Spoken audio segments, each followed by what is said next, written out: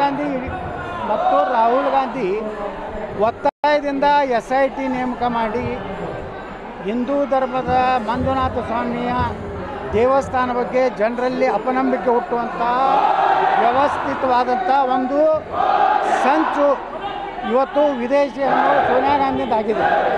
ಈಗಾಗಲೇ SIT ಅವ್ರು clear ಮಾಡಿದ್ದಾರೆ. ಅಲ್ಲಿ ಏನೋ ಯಾವ ಕುರು ಸಿಕ್ಕಿಲ್ಲ, ಯಾವ ಬುರುಡೆ ಸಿಕ್ಕಿಲ್ಲ, ಯಾವ ಎಲು ಸಿಕ್ಕಿಲ್ಲ, ಯಾವುದೇ ಅತ್ಯಾಚಾರಕ್ಕೊಳಗಾದಂಥ ಯಾವುದೇ ಹೆಣ್ಮಗಳ ಶವ ಆಗಲಿ ಬುರುಡೆ ಏನೂ ಸಿಕ್ಕಿಲ್ಲ. ಅಂದಾಗ ಧರ್ಮಸ್ಥಳ ತಂತಾನೆ ಮಂಜುನಾಥ ತಂತಾನೆ ಅವನು ತನ್ನ ಶಕ್ತಿಯನ್ನು ತೋರಿಸ್ಬಿಟ್ಟಾನೆ. ಈ ವಿಜೇಂದ್ರ ಹೋಗೋದ್ರಿಂದ ಏನಾಗೋದಿದೆ? ಕರಾವಳಿ ಭಾಗದ ಶಾಸಕರಿಗೆ ಭಾಷಣ ಕೊಡೋದಿಲ್ಲ, ಕರಾವಳಿ ಜನರಿಗೆ ಮಾತಾಡ್ಲಿಕ್ಕೆ ಕೊಡೋದಿಲ್ಲ, ಒಳ್ಳೆ ಹಿಂದೂ ಪರವಾಗಿ ಗಟ್ಟಿಯಾಗಿ ಮಾತಾಡೋವಂಥವ್ರು ನಾವು ಸ್ಟೇಜ್ ಮ್ಯಾಗ ಒಬ್ಬರೂ ಇಲ್ಲ. ಎಲ್ಲ ಪೋಕಳ ಯಾವೆಲ್ಲ ರಾತ್ರಿ DK ಶಿವಕುಮಾರ್ ಮನ್ಯಾಗ ಊಟ ಮಾಡಿ ಸಿದ್ದರಾಮಯ್ಯ ಮನ್ಯಾಗ ಮುಂಜಾನೆ 6ಕ್ಕೆ ಹೋಗಿ ನಾಷ್ಟ ಮಾಡಿ ಬರುವಂಥ BJP ನಾಯಕರು ನಡೆದಂಥದ್ದು. ಇದಕ್ಕೆ 7-8 ಸಾವಿರ ಮಂದಿ ಕೊಡಲ್ಲ, ಮಂದಿ ಇಲ್ಲ, ಬರೀ 7-8 ಸಾವಿರ. ನಾನು ನಿನ್ನೆ ಒಂದು ಘಟಪ್ರಭಾ ಸಣ್ಣ ಹಳ್ಳಿಗೆ ಹೋಗಿದ್ದೆ, 4ರಿಂದ 5 ಸಾವಿರ ಮಂದಿ ಕೊಟ್ಟಿದ್ದೆ. ನಾಯನೇ ಅಲ್ಲಿ ಗಾಡಿ ಕೊಟ್ಟಿಲ್ಲ, ದಾರು ಕೊಟ್ಟಿಲ್ಲ, ಡಾಬಾ ಕೊಡ್ಕೊಂಡು ಏನಿಲ್ಲ. ಅಂದರೆ ಇವ್ರ ಮ್ಯಾಗಿನ ವಿಶ್ವಾಸಾರ್ಹತೆ ಕಡಿಮೆ ಆಗಿದೆ. ಧರ್ಮಸ್ಥಳ ಈಗ ಮುಗಿದು ಹೋಗುತ್ತೆ. ಅದಕ್ಕೆ ದೇವರು ತಾನೇ ನ್ಯಾಯ ಕೊಟ್ಬಿಡ್ತಾನೆ. ಅದಕ್ಕೆ ನಾನು ಹೇಳ್ತೀನಿ, ಇಂಥ ಏನು ಕೊಳ್ಳು ಧರ್ಮ ಅಭಿಮಾನ ಇದ್ದವರಿಂದ ಏನು BJP ಉದ್ಧಾರ ಆಗೋದು.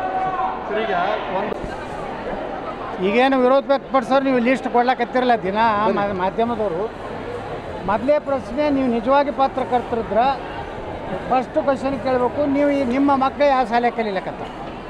ಖಾಸಗಿ ಶಾಲೆ ಕಲೀಲಕತ್ತವರು ಅಥವಾ ಸರ್ಕಾರಿ ಕನ್ನಡ ಗಂಡು ಅಥವಾ ಹೆಣ್ಣು ಮಕ್ಕಳ ಶಾಲೆ ಕಲೀಲಕತ್ತವ್ರು?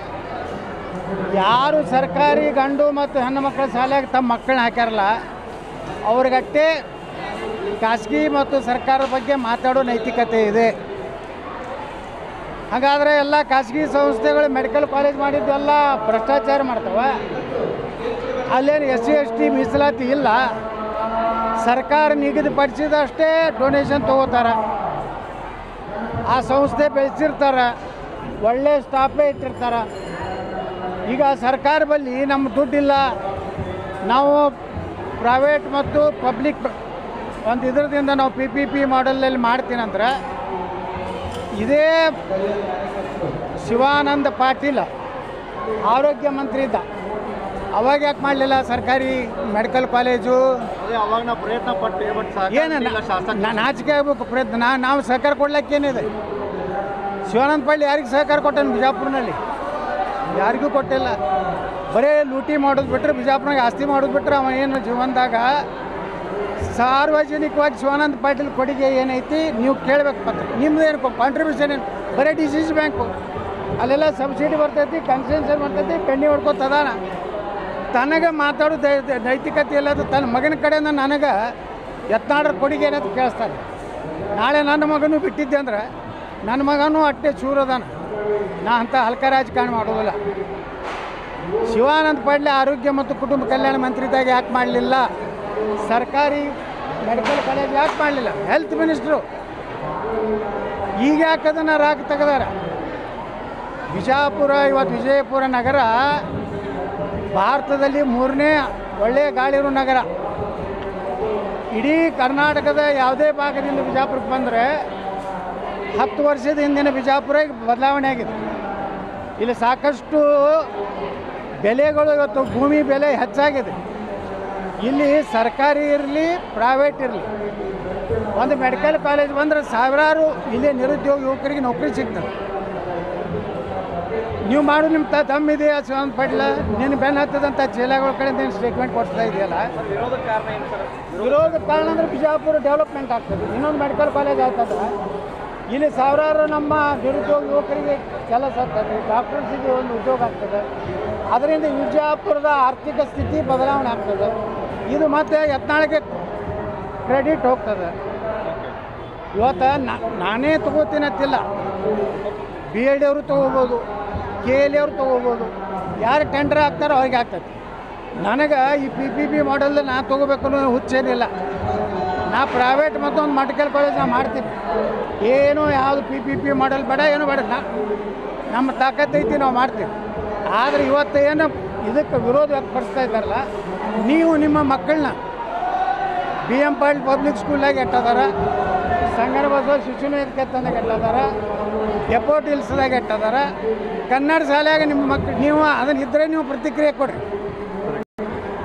ನಿಮ್ಮ ಮಕ್ಕಳೆಲ್ಲ ಖಾಸಗಿ ಶಾಲೆಗೆ ಕಲಿತಾರೆ, CBSE ಕಲಿತಾರೆ. ನೀವು ಕತ್ತಿ ಹೇಳಕತ್ತೀರಿ ಸರ್ಕಾರ ಬೇಕು, ನಿಮ್ಗೆ ಸರ್ಕಾರದ ಮೆಡಿಕಲ್ ಕಾಲೇಜ್ ಬೇಕು, ಸರ್ಕಾರಿ ನೌಕರಿ ಬೇಕು. ಆದರೆ ಖಾಸಗಿ ಶಿಕ್ಷಣ ಸಂಸ್ಥೆ ನಿಮ್ಮ ಮಕ್ಕಳು ಕಲಿಬೇಕು. ಯಾಕಂದ್ರೆ ನಿಮ್ಮ ಮಕ್ಕಳು ಹುಷಾರಾಗ ನೋಡಿರಿ. ಸರ್ಕಾರ PPP ಮಾಡಲ್ ಅಂದ್ರೆ ಒಂದು ಗೈಡ್ಲೈನ್ಸ್ ಇರ್ತದೆ. ಬಡ ಮಕ್ಕಳಿಗೆ ಅನಾನುಕೂಲ ಆಗಲ್ಲ. ಏನು ಅನಾನುಕೂಲ ಆಗ್ತದೆ ಹೇಳಿ?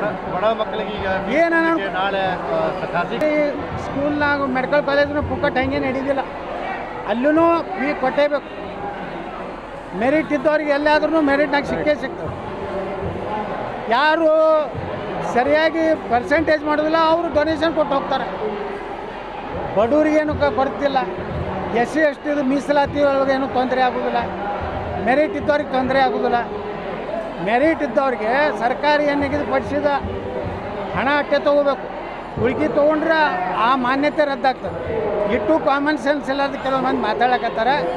ಬ್ಯಾಡಂದ್ರೆ ಬಿಡಲಿ, ನನಗೇನಾಗೋದಿಲ್ಲ. ನನಗೇನು ಅದರಿಂದ ಏನು ದೊಡ್ಡ ಆಘಾತ ಏನಾಗೋದಿಲ್ಲ. ಇದೇನೋ ಒಬ್ಬರು ತಿಂಡಿ ಬಳಸಲಕತ್ತಾರೆ ಬಿಜಾಪುರನಾಗ. ಅದು ಶಿವಾನಂದ ಪಾಟೀಲ್ಗೆ ಏನಾಗೈತಿ, ಹತಾಶೆ ಆಗಿಬಿಟ್ಟು ಜಿಲ್ಲೆಯ ಕಂಟ್ರೋಲ್ ಕಳ್ಕೊಂಡ, ಏನೂ ನಡೆಯಲಾಗೈತಿ. ಅದಕ್ಕೆ ಇಂಥವೆಲ್ಲ ರಾಗ ಪ್ರಲಾಪಗಳನ್ನು ಮಾಡಬೇಕು. ಹೌದು, ಯಾಕೆ ಈದ್ ಮಾಡೋದ್ರ ಬಗ್ಗೆ ಯಾಕೆ ಸ್ಟಡಿ ಮಾಡ್ಬೇಕು ರೀ? ಹಿಂದೂಗಳು ಯಾಕೆ ಅದನ್ನು ಓದಬೇಕು? ಈದ್ ಮಲಾದ್ ಯಾಕೆ ಆಚರಣೆ ಮಾಡ್ತಾರೆ ಅನ್ನೋದು ನೀವೇನಾದ್ರು ಯುಗಾದಿ ಬಗ್ಗೆ ಹೇಳಿರ? ದೀಪಾವಳಿ ಹಿಂದೂಗಳು ಇವತ್ತು ಯಾಕೆ ಆಚರಣೆ ಮಾಡ್ತಾರೆ ಅನ್ನೋದು ನೀವು ಪುಸ್ತಕದಲ್ಲಿ ಸೇರಿಸಿರ? ಈದ್ ಮಿಲಾದ್ ಒಂದೇ ಯಾಕೆ ಸೇರಿಸಿದ್ರಿ? ಇದು ಮುಸ್ಲಿಂ ತುಷ್ಟೀಕರಣ ಬಿಟ್ಟರೆ ಈದ್ ಮಿಲಾದ್ ಹಿಂದೂಗಳಿಗೇನು ಸಂಬಂಧ? ಹಿಂದೂಗಳ ಏನದಾವು ಹಬ್ಬಗಳು ಹಿಂದೂಗಳಿಗೆ ಮಾಹಿತಿ ಕೊಡೋಂಥದ್ದು ನೀವು ಮಾಡಿರಿ. ಜಾತ್ಯತೀತ ಅಂದರೆ ಎಲ್ಲನೂ ಮಾಡಬೇಕು, ಎಲ್ಲ ಧರ್ಮದ್ದು ಮಾಡಬೇಕು. ಒಂದೇ ಧರ್ಮದ್ದು ಮಾಡುವಂಥದ್ದು ಇದು ಕೋಮು ಪ್ರಚೋದನೆ. ಇದು ಉದ್ದೇಶಪೂರ್ವಕವಾಗಿ ಮುಸ್ಲಿಮರ ಪರವಾಗಿ ನಮ್ಮ ಸರ್ಕಾರ ಇದೆ ಅನ್ನೋಂಥದ್ದು ತೋರಿಸಲಿಕ್ಕೆ ಸಿದ್ದರಾಮಯ್ಯ ಸರ್ಕಾರ ಮಾಡ್ತಾಯಿದೆ. ಅಲ್ಲ, ಈ ರೀತಿ ಅವರು ಏನು ಒಳ್ಳೇದಾಗೋದಿಲ್ಲ ರೀ. ಒಬ್ಬ ಯಾವನೋ ಅಧಿಕಾರಿಗೆ ಪ್ರಮೋಷನ್ ಕೊಟ್ಟರೆ ಇಡೀ ಸಮಾಜಕ್ಕೇನು ದೊಡ್ಡ ಕ್ರಾಂತಿ ಏನಾಗೋದಿಲ್ಲ. ಕೆಳ ಹಂತದಲ್ಲಿರುವಂಥ ಮುಸ್ಲಿಮರಿಗೆ ಮೊದಲು ದೇಶಭಕ್ತಿ ಕಲಿಸ್ಬೇಕು. ದೇಶಭಕ್ತಿ ಕಲಿಸೋ ಯಾವ್ದಾರು ಕೆಲಸ ಮಾಡ್ತೀರಾ? ನಿಮ್ಮ ಪುಸ್ತಕದಲ್ಲಿ ಏನಾದ್ರು ಇದೆಯಾ? ಶಿವಾಜಿ ಮಹಾರಾಜರ ಬಗ್ಗೆ ಎಷ್ಟಿದೆ ನಿಮ್ಮ ಪುಸ್ತಕದಲ್ಲಿ? ಮಹಾರಾಣಾ ಪ್ರತಾಪರ ಬಗ್ಗೆ ಎಷ್ಟಿದೆ ನಿಮ್ಮದು? ವೀರಾಣಿ ಕಿತ್ತೂರು ಚೆನ್ನಮ್ಮ ಬಗ್ಗೆ ಎಷ್ಟಿದೆ? ಸಂಗೊಳ್ಳಿ ರಾಯಣ್ಣ ಬಗ್ಗೆ ಎಷ್ಟಿದೆ? ಸನಾತನ ಧರ್ಮದ ಬಗ್ಗೆ, ಆದಿ ಶಂಕರಾಚಾರ್ಯರ ಬಗ್ಗೆ ಏನಾದರೂ ನೀವು ಕಲಿಸ್ಲಕತ್ತೀರಾ? ಇಲ್ಲ.